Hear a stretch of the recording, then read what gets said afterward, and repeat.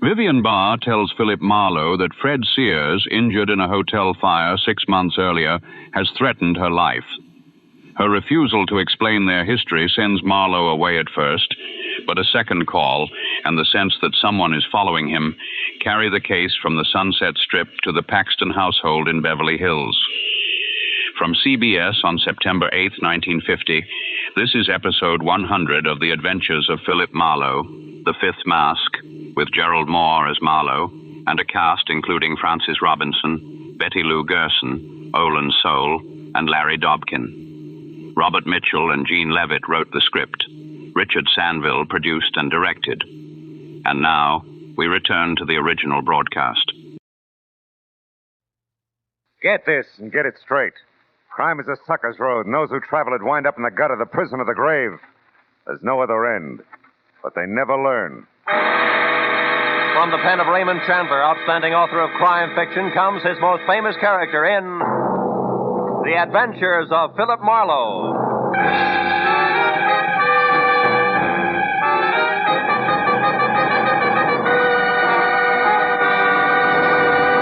Now, with Gerald Mohr starred as Philip Marlowe, we bring you tonight's exciting story, The Fifth Mask.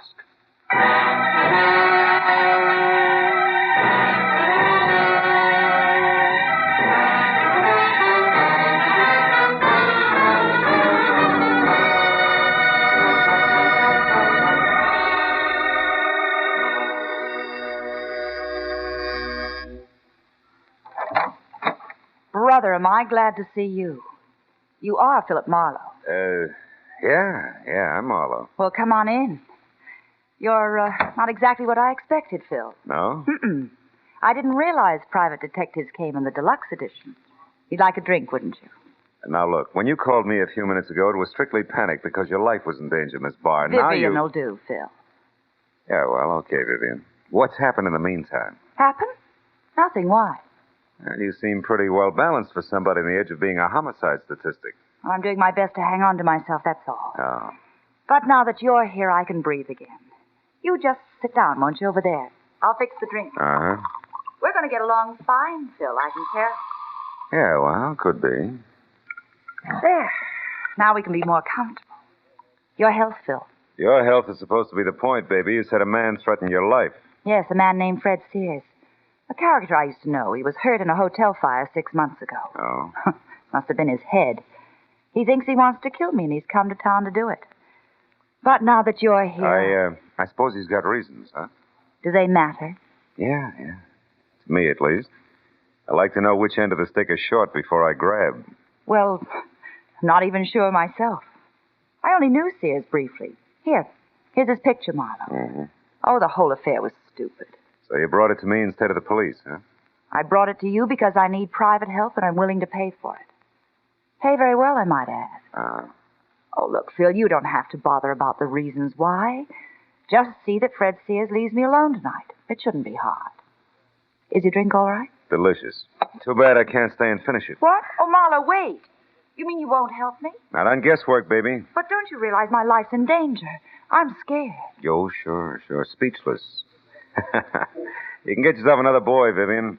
Woods are full of guys with no curiosity at all. Oh, Marlowe, please be reasonable. Good night, baby.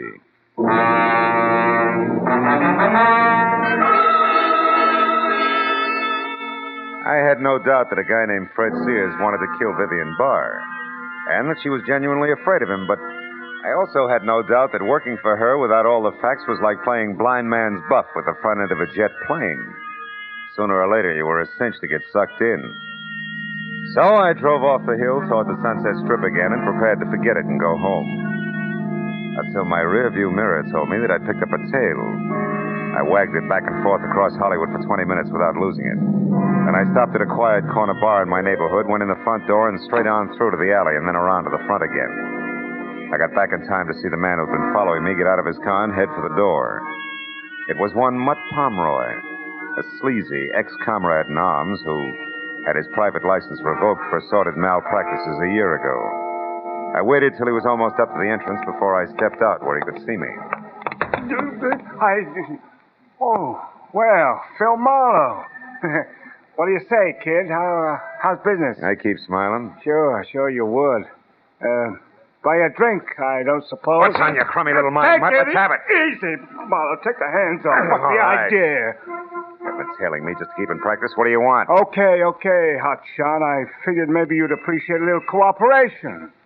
For instance, you tell me why Vivian Barr wants a private peeper, and I'll tell you something more than worth your while. Well? I thought your license was dead, Pomeroy. Yeah, it is, but I'm not. I still got eyes and ears and a mouth that I like to keep well fed. Now, look, I can help you plenty in this case, Marlowe. What do you say, kid? Get together? I didn't take the case. You what? That's right. If I catch you tailing me once more, Mutt, I'll tie a can to you. Now beat it. Yeah, well, let me know when you need a hand, Marlowe. Right across your kisser.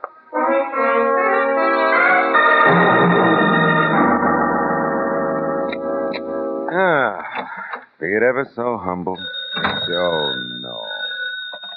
Hello, Marlowe speaking. Oh, Phil, I've been calling ever since you left. This is Vivian Barr. Now, look, baby, I told you a few minutes... listen to me. I've got to have your help. I'll tell you the truth, all of it. Anything you want to know, only come back, please. Oh, will you listen? I'm trying to tell you. I've seen someone outside here, Marlowe. I'm almost sure it's Fred Sears. Hurry, will you? I'll tell you everything. Hurry. 3 things I could never resist. Beer with a head on it, moonlight, and a beautiful dame. So I headed again for the parking terrace at Vivian's apartment house and made it in about 15 minutes. I was out of my car and halfway across the terrace before I noticed the changes. First, her apartment was dark. Second, a man who had just pulled a key from her front door lock froze when he saw me and then turned and bolted through a clump of hibiscus and cornered himself in an enclosed patio. He tried to make it over the wall, but the second time he fell back, I nailed it. No, please, let me go. I gotta get away from You're here. trying it the hard way, Buster, believe me. It'll be easier by way of Vivian's apartment first. Come on your feet. Now, who are you? I'm Douglas Peck. Douglas what? Just Douglas. Okay, just Douglas. We'll also straighten that one out inside. Go on, open the door. No, it's locked. Sure, it's locked. Take the keys out of your pocket and unlock it. Hurry up.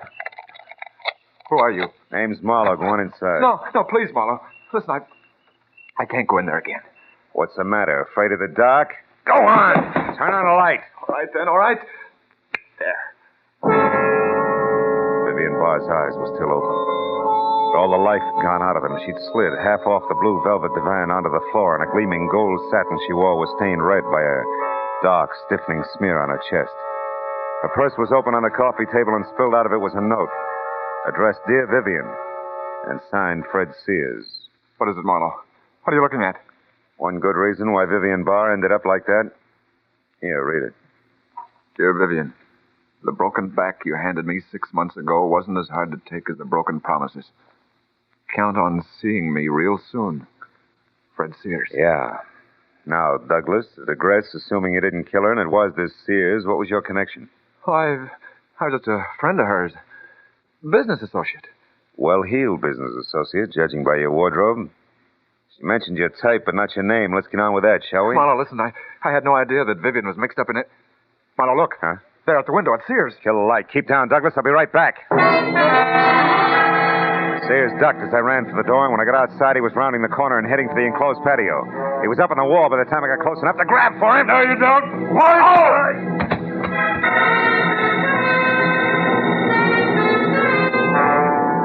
His foot caught me in the side of the head. I wound up on my back with nothing but the torn-off pocket from his jacket in my hand and a crumpled pack of cigarettes and a slip of paper on the ground with a phone number. I picked it up and started back to Vivian's apartment in time to hear a car door slam and see just Douglas, scared stiff, crouched behind the steering wheel of a step-down Hudson. A second later, car and all were gone in a funnel of dust. Well, I couldn't lose much more, so I went back into the house to use the phone. Los Angeles Morning Star. Society editor, please. One moment. Okay. Society desk, Miss Ludlow speaking. Hiya, Corey. Phil Marlowe. Phil, darling, how are you? Gee, it's been a long time, mister. I haven't seen you since... Yeah. Now, look, honey, I need some fast help. Crashing somebody's party, Marlowe? Could be, but it's strictly business. Now, can you give me a rundown on a phone number? Crestview 54124. 54124? Yeah. Just a minute, lover. Okay, sweetie. Oh, yeah, Phil. That's the old J.G. McKay mansion. 910 Mission Drive. Uh-huh. His niece Celia McKay has the place now. She married up with a guy named Paxton last fall, I think. She has oodles of money. Any help? I'll let you know. Thanks a lot, baby.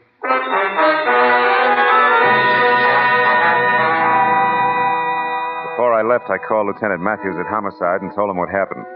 He said he'd put out a call for Fred Sears and suggested I keep in touch. After that, I drove to Beverly Hills.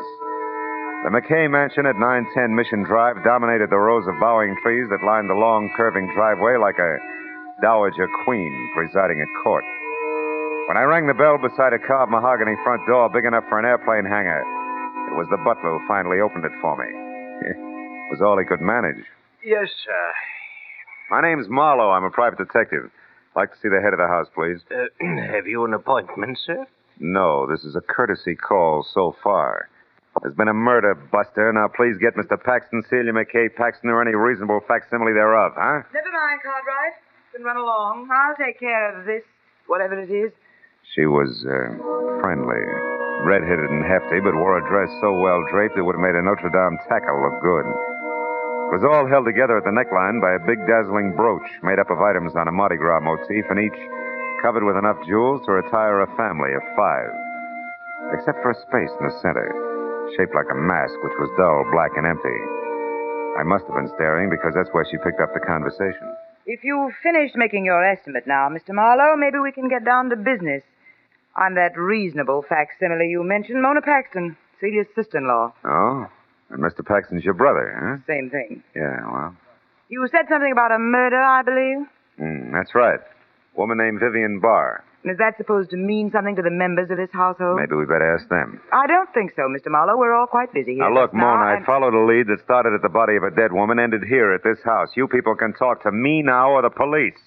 In a few minutes. Make up your mind fast. Police? What about the police? Mona, what is this? Celia, my dear, I'm sorry. I'd hoped you wouldn't be bothered by Mr. Marlowe here. In his opinion, we're all murderers or something. I see.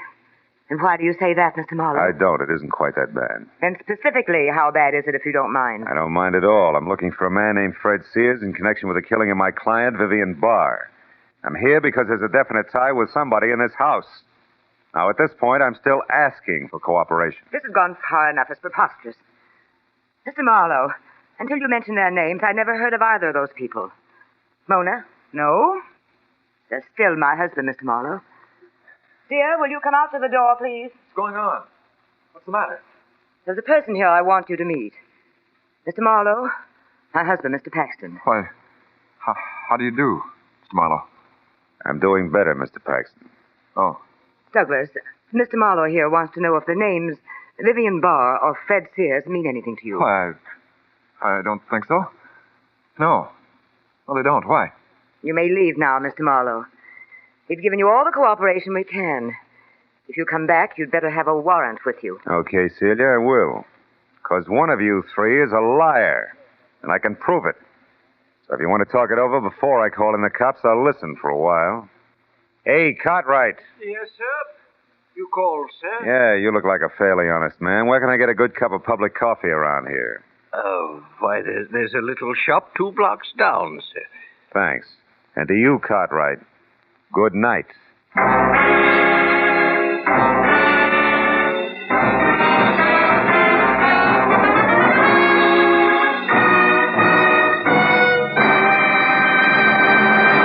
In just a moment, we'll return to the second act of Philip Marlowe. But first, Sunday, September 10th. Note it well, or you'll miss a whole lot of laughs. For that's the day Jack Benny checks in again at CBS The Star's address. Yes, this Sunday is the day Jack, Mary, Dennis, Phil, Don, and Rochester return for another great season of top-ranking comedy. Be sure you're on hand this Sunday and every Sunday when CBS brings you the one and only Jack Benny Show. Now with our star, Gerald Mohr, the second act of Philip Marlowe, and tonight's story, The Fifth Mask.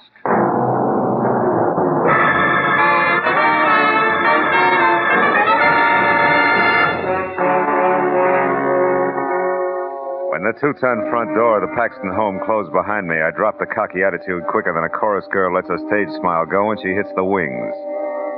I knew that I was still a long way from finding Fred Sears. And 10 minutes later, when I was in a corner booth at the plush Beverly Hills version of a one-armed joint Cartwright had suggested, I began to worry about it. Until the front door swung open and admitted Mrs. Celia McKay Paxton. She threw a stern eye and a sharp semicircle that nearly sliced the place in two and then bore down on me. Mr. Marlowe, I want to talk to you. What do you mean by... Why don't you sit down, Mrs. Paxton? Well, Very well. Now, Mr. Marlowe. Coffee, Mrs. Paxton? No, thank you. Mr. Marlowe, specifically, what did you mean when you said that one of the three of us was lying? Specifically that, Mrs. Paxton. I don't think I could have been more blunt, but I'll try. I'm after Fred Sears and anybody or anything that can lead me to him. Now, you. Why are you here, Mrs. Paxton? Well, it's, Mr. Marlowe, it's, Hard to say, maybe? Well, Hard like I'm suspicious of my husband's connection with all this, Mr. Private Detective. Will you go to work for me? Is that it? Oh, no. No, not that. But, Mr. Marlowe, I'm no fool. I know that I'm a plain-looking rich woman who loves her husband. And well, sometimes men are silly. And if there is anything, Mrs. Paxton, I can't go to work for you. I don't take that kind of a job. Besides, I'm already working on your problem insofar as it concerns the late Vivian Barr. I don't understand that. You say you're looking for a Fred Sears. But not overlooking anything else, Mrs. Paxton. Like the outside chance that Sears didn't kill Vivian Barr. I didn't see it happen, you know. It could have been somebody else. Who? You. What? After all, you just implied a good motive. No, I didn't. I only gave you a suspicion. A dark, ugly thought I'm ashamed I ever had. That's all. And I didn't kill that woman, Mr. Marlowe. I know you didn't. It was only bait, Mrs. Paxton. I hoped you'd snap at it and come back with an answer that would get me to Sears. Mr. Marlowe, I never heard of these people before tonight. I know, that's what you said. But you see, Mrs. Paxton, even as you, I, too, sometimes have dark, ugly thoughts that I'm ashamed of. Only in my case, it's business. And tonight, the business is Vivian Barr's murder. Good night, Mrs. Paxton.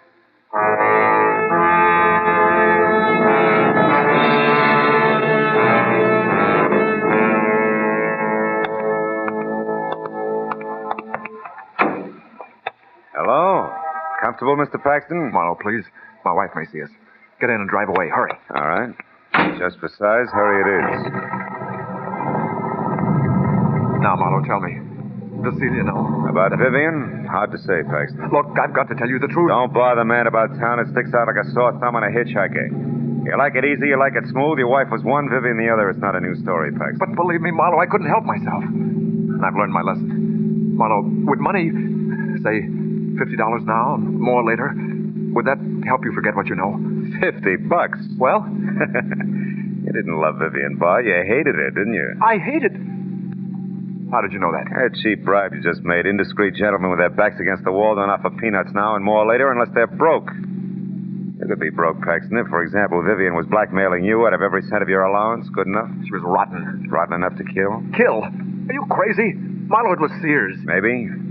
I didn't see him do it. You had a good reason. He had a better one. Sears was taken in just like I was. When he met Vivian, he had a few $1,000s, and she fell in love with every one of them. You said a better reason, Paxton. And I'm getting to it. I came into Vivian's life after Sears was hurt saving her in that hotel fire. Saving her? Yes.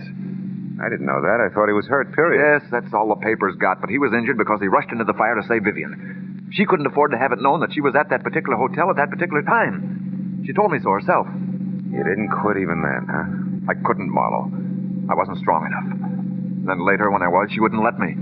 Not without paying. And that's the whole story, Marlowe. Mm-hmm. Unless you're still holding back a lead on Sears. Why should I? Because if you're it, Paxton, not Sears, you've nothing left but the slim hope that Sears, who knows he's framed, will be shot running away from the police. No, you're wrong, Marlowe. That's not it. All right, then try this. If I'm wrong and Sears is still the one we want, he could also be after you, Paxton. You know, you're pivot man in that triangle, too. What? Why, I never thought of that. What am I going to do? Grab a cab and go home and hide in the cookie jar. Marlowe, don't be facetious. My life... Relatively safe, Paxton. I was only trying to trick you into spilling something on Sears. Oh. Then you no longer think that I killed Vivian? I didn't say that. So long, Paxton.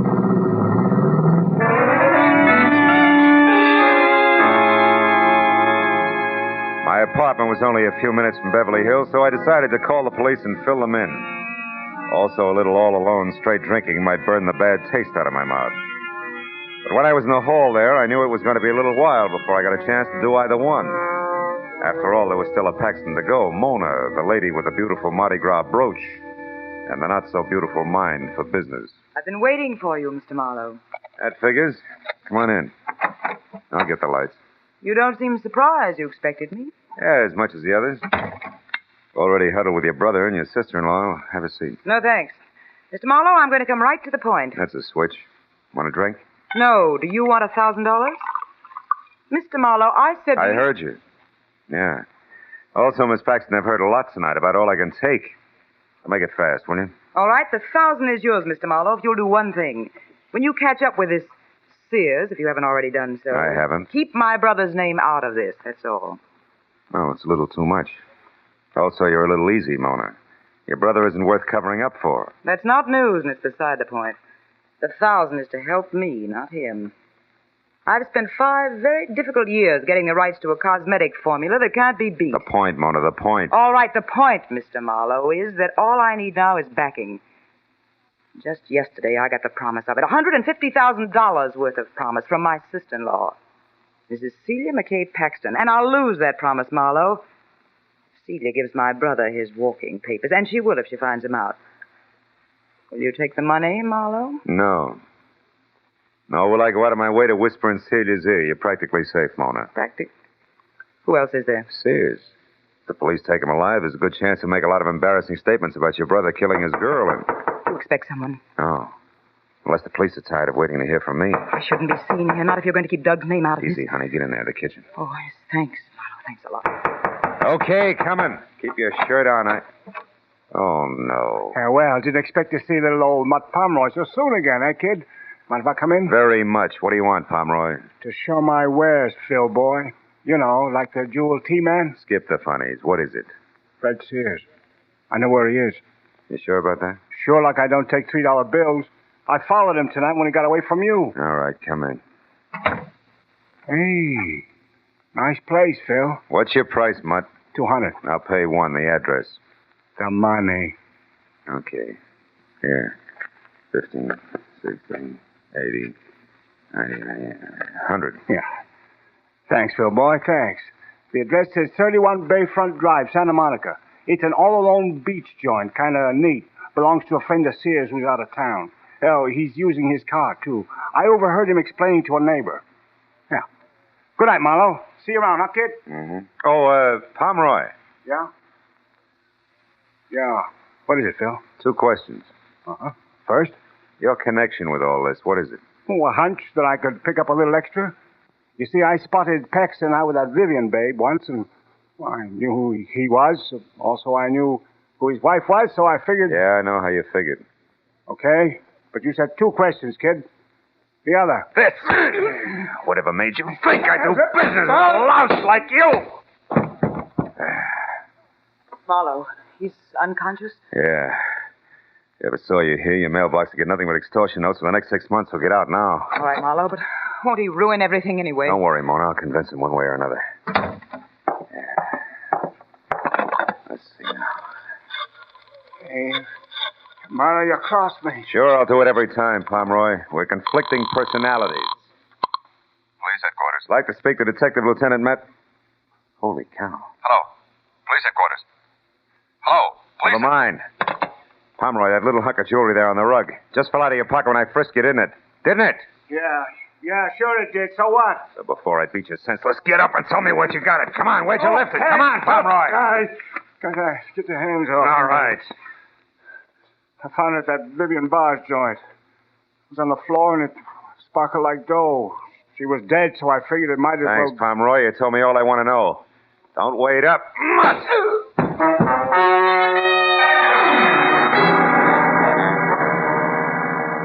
Outside, I piled into my car and drove fast for the beach house at 31 Bayfront Drive, hoping hard all the way that either I was making a fat mistake or if I was right, I was going to be on time.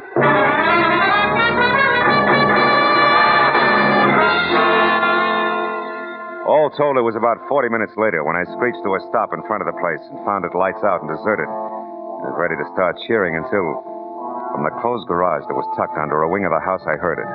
A car motor running as in suicide by carbon monoxide. The big double doors were locked, but around on the side there was a window. In another minute, I was in and over to Fred Sears. He He was slumped over the front wheel, his face the color of wet ashes. I cut the motor, then dragged him out of the place by a back door that led to a patio. There I stretched him out on the ground and took a good look. A long look that left no doubt in my mind. I turned away from him when I heard a woman's footsteps on the walk outside near the window I'd broken. It was Mona Paxton. Marlowe, what is it? Marlowe, are you all right? Yeah, but don't come back here, Mona. It's not a very pretty sight. It's Sears. Sears?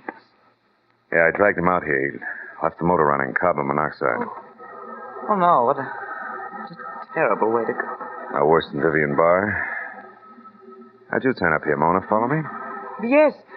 Because I was worried about that man in your apartment. I wanted to ask you who he was. When I took off coattail flying, it looked like something important, huh? It certainly did. And it certainly was.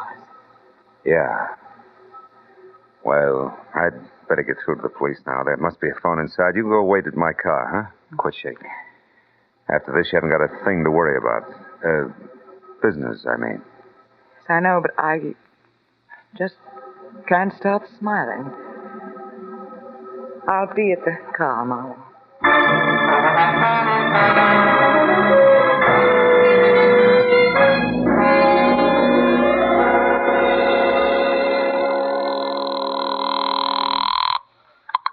Homicide, Lieutenant Matthews speaking. Marlowe, Matthews. Out in Santa Monica, 31 Bayfront Drive.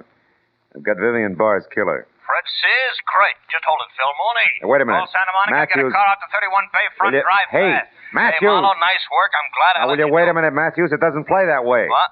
What do you mean, Phil? Not Sears? No. It's a woman, Mona Paxton. Sister to Douglas Paxton, a guy married and playing around with Vivian Barr. Mona killed Vivian because Vivian was blackmailing her brother, and that, in turn, was about to ruin a business deal that meant a lot to her. An awful lot. Yeah, it must have. Yeah. What about Sears? Does he still tie in? Sure he does. She found out where Sears was hiding, which is out here at the same time I did. But she got a head start on me at the point of a gun, set him up in a closed garage in what was supposed to be suicide. Oh, he's dead, huh? No, he's fine. I was lucky enough to get here in time. He's resting out on the patio, breathing well. See you, Matthews.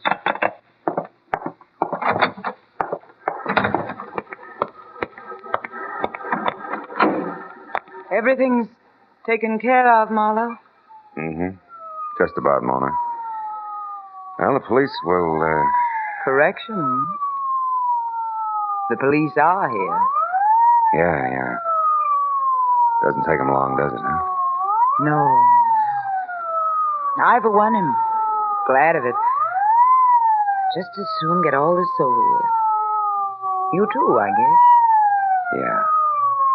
Me too, Mona.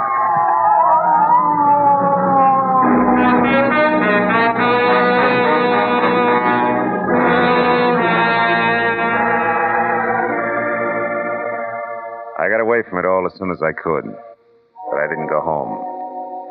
I drove out to a spot I knew nearby, a cliff edge where the only sounds were a couple of seagulls who couldn't sleep in the ocean 100 feet below, crashing on the rocks. Then I took a second look at the little item Mutt Pomeroy had picked up in Vivian Barr's apartment. A collection of tiny stones, diamonds, emeralds, rubies, all in the shape of a small mask.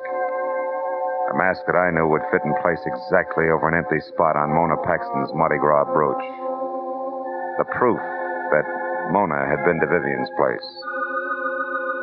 Yeah, a little mask.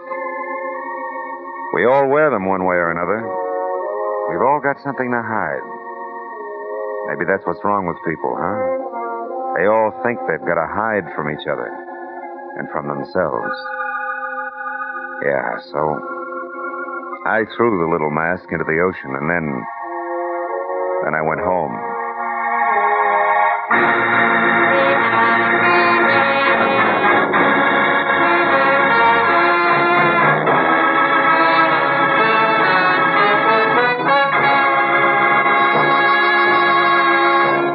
The Adventures of Philip Marlowe, bringing you Raymond Chandler's most famous character, star Gerald Mohr, are produced and directed by Richard Sanville and written for radio by Robert Mitchell and Gene Levitt.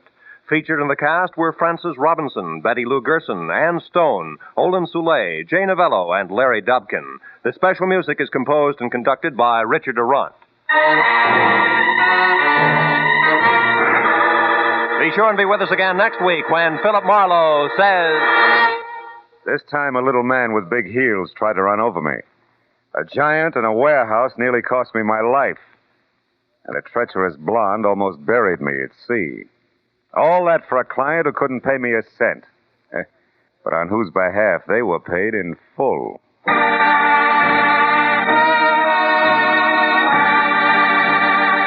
This is Roy Rowan speaking for CBS, where you enjoy the Contented Hour every Sunday night, the Columbia Broadcasting System.